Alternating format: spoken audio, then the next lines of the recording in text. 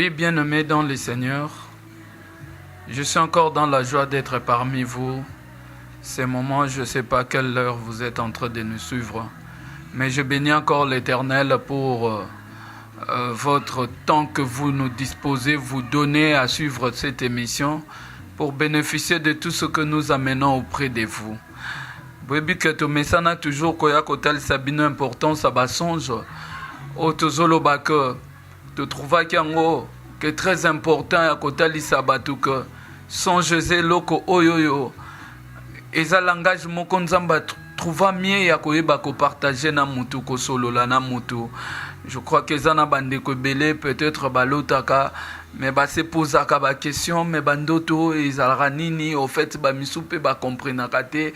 Mais je crois que tout ça, l'émission moi belé to mekei kotali sabino que ba songe et ça langage de Dieu au bazo benga la prophétie au bazo benga révélation au bazo benga communication entre Mutuna Nzambe. Mais comme Dieu est esprit, il a trouvé mieux il a communiqué qu'un esprit à Mutu. C'est comme ça que Dieu vient. L'Éternel parle tantôt d'une manière, tantôt d'une autre. Il parle lorsque nous sommes livrés à un profond sommeil. Bien-aimé, à ce moment-là, la chair là que tu portes est la lipungi. Et ton esprit continue à fonctionner. C'est en ce moment-là que Dieu vient maintenant parler à ton esprit, communiquer à ton esprit. Yango tolobaki que Dieu parle lorsque nous sommes livrés à un profond sommeil. Et ça forme un langage moko trouva bien pour na kosolola na mutu. Bato belé à venir na bango, ba mona kango déjà na bandoto. Ba misusu pe, ba si balakisa bango à venir na bango. Mais par ignorance, ti lelo ba yebakate ni nango nzamba lobela bango. Ezana batu mususu lelo bazo souffrir nzamba sia lobela kai déjà kala na nzela ndoto mais mutu wana azwa kango en considération te azwa kango na maseki ça fait que lelo akomi ko vivre makambo wana to monika ande kona biso moko boye ya mwasi il fallait bala tango mariage se présenter na vie na ye assemblée ya ibisi nzambe yebisanga si réellement mariage eza anga tu eza anga te tango asisi kosambela lali na butu sera azwi ndoto na kati ya ndoto nazomona azalaki na kati ya ndaku me na kati ya ndaku wana mbula ebandi mbula wana ezobeta bakake ya kozakana te na bakake wana batola ndako ekimi mbula ebandi kokota seraka afinika kota bambeto esimba te afinika te vezo simba biloko nyonso ebandi kobeba na ndako to ebandi kobeba à tel point que courant ekobetaka no biloko ebandi kozika na ndako abandi koganga na kufie azoluka secours bato bazoya te azobunda nazogma.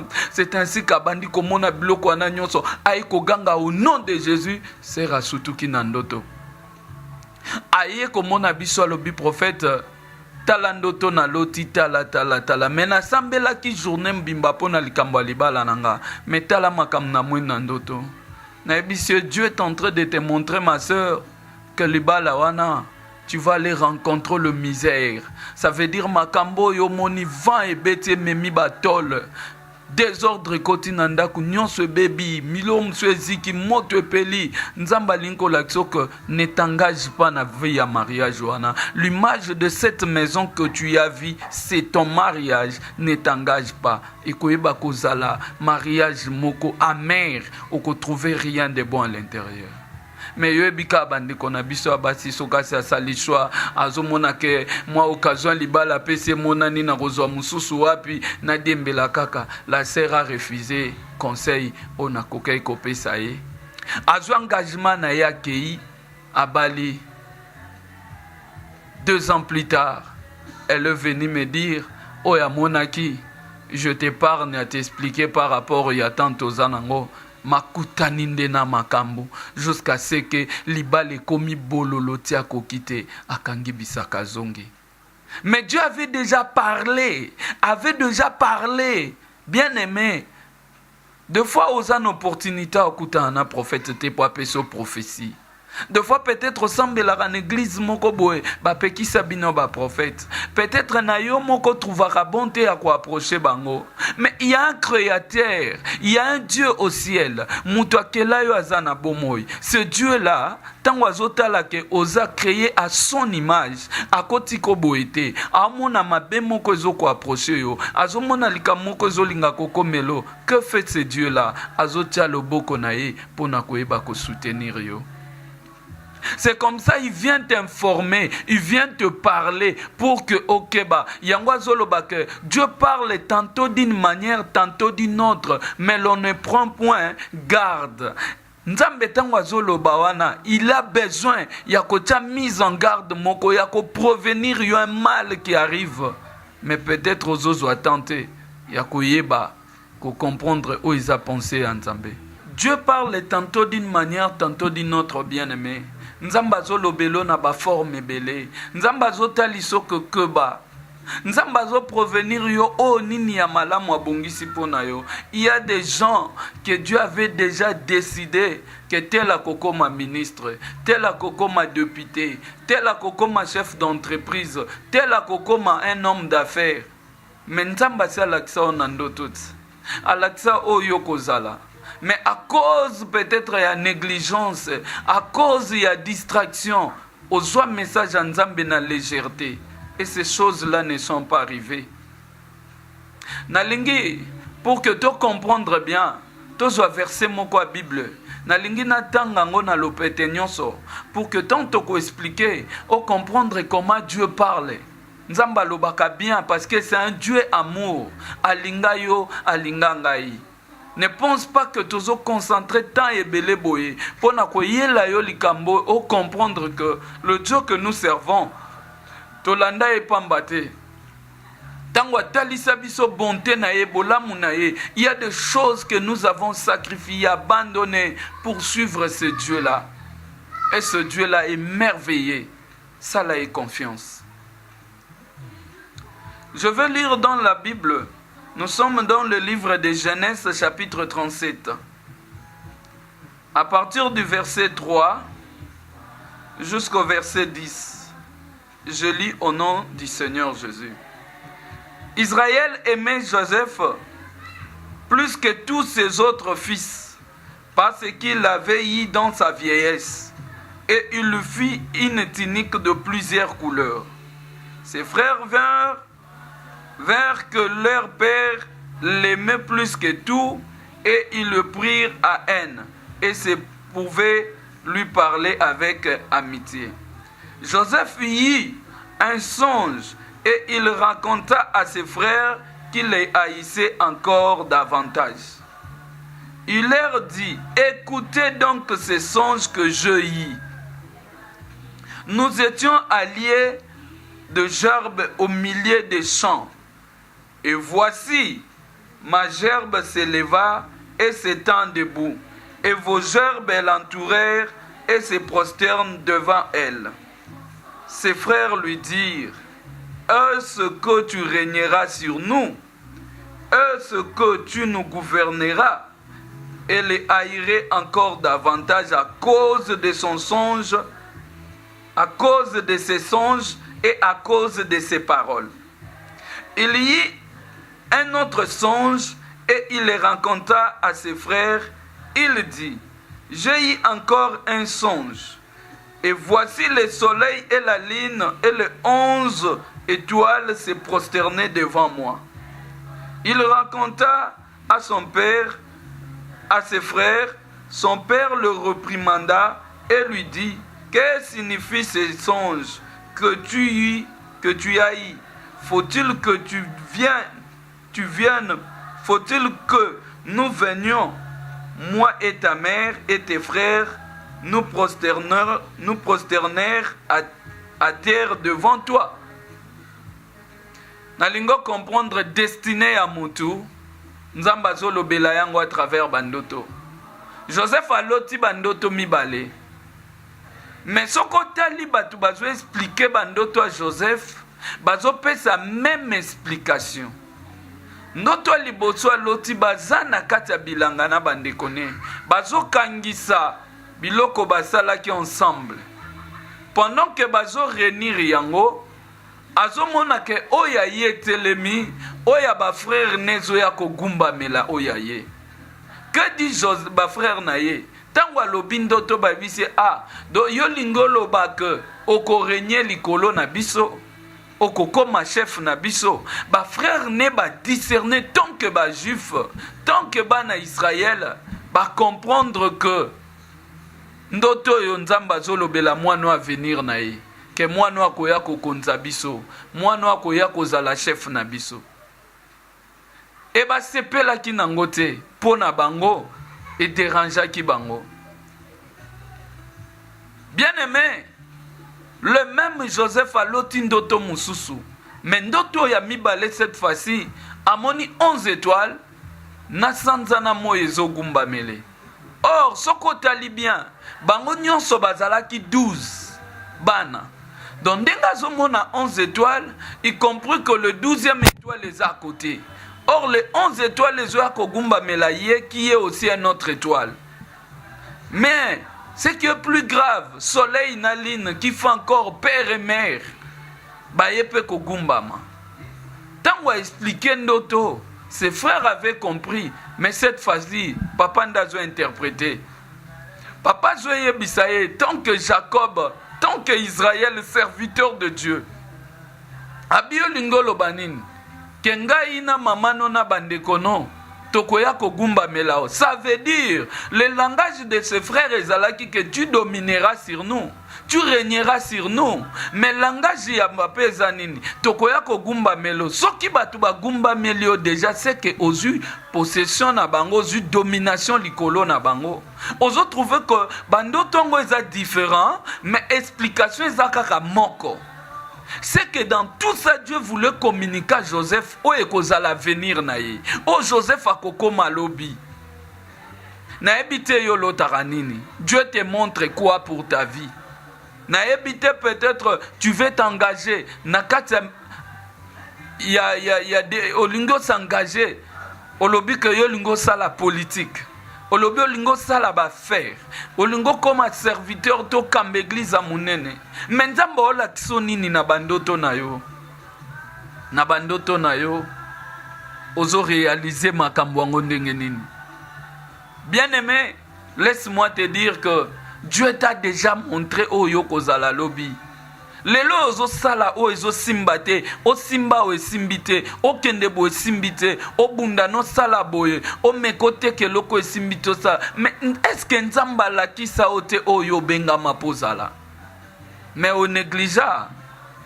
Il a dit, l'on ne prend point garde lorsqu'il est en train de nous parler. Dieu t'avait déjà montré.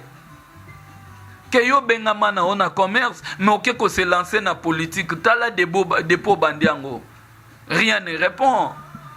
Nzamba benga yo na monde commerce. Yo kenda ko mibwaka na makambo bonzambe, olobina koma pasteur na sa l'église depo bandi lelo 5 ans yango zaka na bandi mimi bale misatu. Est-ce que zala ki vocation na yo? Bien-aimé dans le Seigneur. Toujours mon avis à Joseph, un enfant que Dieu est en train de dessiner, de montrer. Yakola Kisaya venir naïe. Mais Dieu savait que Zana Batebele appelle ça bango chance à kolota, comment na ba vie na bango, venir na bango, mais mingi tellement ba négligea, nzamba salanin. À établir ba serviteur, à établir ba salinaye, o bakoza quand même capable yakoye ba ko interpréter bandoto. C'est ainsi que likabo bisoto zui, nga mosali na bino. Prophète Yves Mwamba, l'écriture de Dieu. Nzamba communicanga likaboana kolimbolela la bino bandoto. Yango moni de temps à autre na pesa kabino explication, na pesa kabino ba détail peut-être natali sa kabino, ba tuloko la bino, bandoto balota. Combien bandoto wana e kashaka venir na bango, e kashaka makam na bango. Et talisa bango nimba kosala. Je reçois aussi un frère qui est venu me voir. Ce frère m'a appelé depuis Canada. À lundi d'émission, il a quitté là-bas, il est venu jusqu'ici. Il est venu me voir. On a discuté. Mais na ndoto azolota chaque fois, alotaka toujours akenda kotika bana na classe, asimbi bango na maboko. So bakomi ka place où il faut traverser makadam, mutuke yaka kaka et ramasser mwana moko et mwana ana kufaka d'une manière spectaculaire et bembe panzanaka. Mais tango kosutuka bo ndoto, alota ndoto ana plusieurs reprises ataba 10 fois. Ayebaka ta kozwila ngo explication wapi. Akoma kokota basita ba internet, kobeta koluka comment ko trouver même explication. Il ne trouvait pas parce que c'est un don venu de Dieu. Jour à découvrir là, il a décidé de venir. C'est comme ça en venant tanto bandio solo la na tunye tu as combien d'enfants? Abisinga bota bango peka mi bale moi sinambali. Akenda rape kotika bango na ba classe, mais nanu kambwane komata mona abandoto wana mingi. Na ese tu as bien fait akoya temps. Dieu voulait te montrer certain à un certain âge olinga ko perdre moi no moko alinga akende. Et comme signe, et c'est arrivé déjà 2 reprises. Balinga ba tout à moi na mais tomba que tant makambwane yaka de faux prudent. Dieu te montrait toujours combien liweza ko tambola likolo banana. Mais tu as bien fait. On va prier, on va demander la grâce de Dieu. Mais sache que pondima que c'était le message venu de Dieu. Au roman a signe moko ko se remarqué. On a fini, le frère reparti. 3 mois après, il m'appelle. Abisinga kandenga sala kaba course neba naveta bana e azobima. Bis scolaire ya ki pozo bana. Moi nazako sola na téléphone azaye distrait. Ba se rendre compte que bis se ramasaki mwana. Menzamba za bolingo bien aimé. Na moma bisezui nzoka bisezwa ki mwana bien te chrétien ki e bois ki mwana na kati ya mwa ba pelouse ezaki pe na makadam. Pendant que ba on bata émotion ana ba bosse ba se plonger mbangu liboso bata la mwana sa nini bletamba lukaka. Nzoka mwana na somo ana telemi abandi mbangu ke kota na groupe abana mususu. Babandi koluka ba omone bembete ba omituna mais qu'est-ce qui s'est passé? Après quelque temps moi na se ressaisir à mon ani de ba iko remarquer que c'est vrai accident salami moi na kete. Tout ça pourquoi? Dieu est en train de parler mais le Messie était tellement prudent, il était là, il veillait, il priait pour ses enfants. Mais c'est quelque chose qui est arrivé. Admettons que s'il avait abandonné, il n'a que soukandengenin. Mais comme il était trop sage, je dois voir un homme de Dieu. Toi, si tu es en train de me suivre, tu as aussi des cas, tu as aussi des problèmes, tu as des songes, tu as des choses que tu vois anormales. Mais c'est simple. Il n'y a pas de conditions. Il n'y a qu'un numéro qui est affiché là. Appelez le prophète Yves Mwamba. Comme il t'ont noté, je suis là.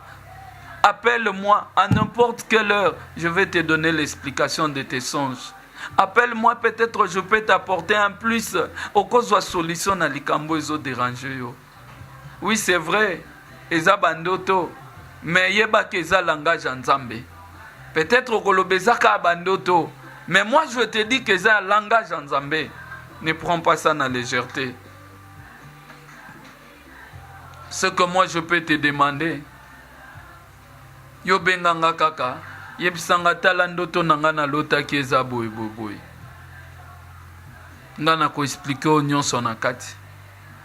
Olingo s'engager na kati ya business moko. Olingo banda ba faire o ezo sepelisa mutema na yo. Mais peut-être tango salaki projet tu as dit à Dieu na lina sale loko songolo. Mais nzamba salaki si au moins film moko boy na butu. Na bandoto no nzamba laki si au moins makambo moko boy. Mais ozo milembisa pourquoi? Tiens-toi debout, prends courage. C'est vrai, au Sambeli. Mais moi je vais te dire bien aimé, il y a des songes. Soko monyango, au Sambela te. Ndenge nzamba lobiwa na ndenge koksama. Mais il y a possibilité d'orienter yo na récite ya likambuana. D'après le langage de ses frères, baboyi likambu alobite, bayebisi que c'est vrai. Ndoto loti nzamba l'action ko dominer. Tu deviendras un chef.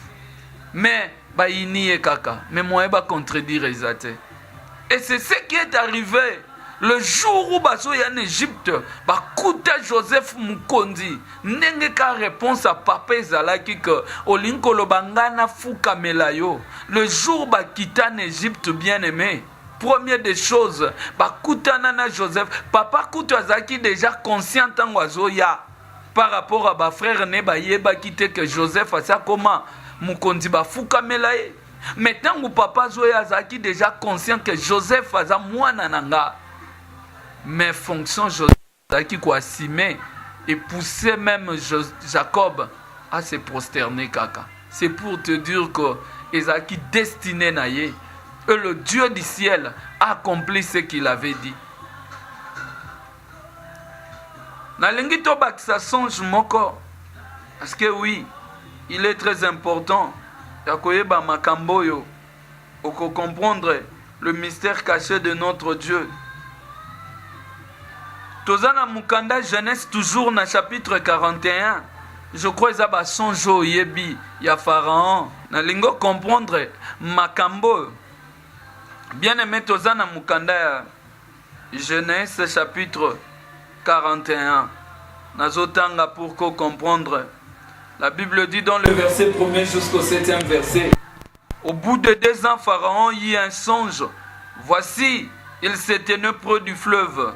Et voici 7 vaches belles à voir et grasses de chair montèrent hors du fleuve et se mirent à paître dans la prairie. 7 autres vaches laides à voir et maigres de chair montèrent derrière elles hors du fleuve et s'enterrent à leur côté sur le bord du fleuve. Les vaches laides à voir et maigres de chair mangèrent les 7 vaches belles à voir et grasses de chair. Et Pharaon se réveilla. Il s'est rendormi et il eut un second songe. Voici 7 épis gras et beaux montèrent sur une même tige. Et 7 épis maigres et brûlés par le vent d'Orient poussèrent après eux. Les épis maigre engloutit le 7 épis gras et plein, et Pharaon se réveilla. Voilà le songe. Bien-aimé Pharaon, l'autre bandoto mibale différent. Nandoto liboso, te trouver pe loko la kaya Joseph. Pourquoi Nzamba azo pesa mutu 2 images, azo pesa mutu 2 songes différents, mazo meme na pensée à réponse moko. C'est pour dire que Dieu, souvent, avise à la tête, il n'y a pas tout. Il regarde peut-être, tu es un ministre, un président de la République, tu es une autorité, tu es un pasteur, au Kamba Kabatu, au dirigeant Kafula Batu. Nzambatali Kazana a besoin de Batu, Ananion Soba profiter et l'okomoko songolo. Mais comme il est Dieu, il utilise toujours Mutumoko. Aleki nanzela no parce qu'ayebi qu'influence ya malobano batebele bakoyoka. Ayebi que soki yo lobi likambo et koyeba ko affecter batebele et koyeba ko atteindre nombre batebele. Et c'est comme ça que Dieu le fait aya kolobela yo. Il savait qu'influence moko Joseph a comme nango plus tard alinga ki bongo